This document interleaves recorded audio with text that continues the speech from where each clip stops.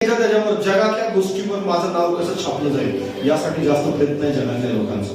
पण तुम्हाला माहिती आहे तुमचं नाव जीवनाच्या पुस्तकात लिहिलंय का याच्याविषयी शांतपणे बसून विचार करा. आजच विचार करा की तुमचं नाव कदाचित एखाद्या जगातल्या कुठल्या तरी कागदपत्रावर नसलं तरी चालेल, पण जीवनाच्या पुस्तकात असलंच पाहिजे. कारण हे जग जे आहे तुमचं वय म्हणजे 50 असेल, 60 असेल, 70 असेल, 80 असेल, 100 असेल, 100 वर्षानंतर ते संपणार.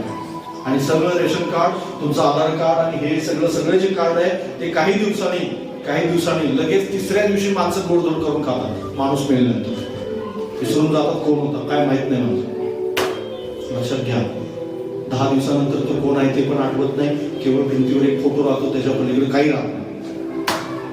हे माणसाचं सत्य आहे. याला तुम्ही नाकारू शकत नाही कोणी. जगात कोणीच नाही नाकारू शकत. म्हणजेच काय तुमचा आणि माझा अनंत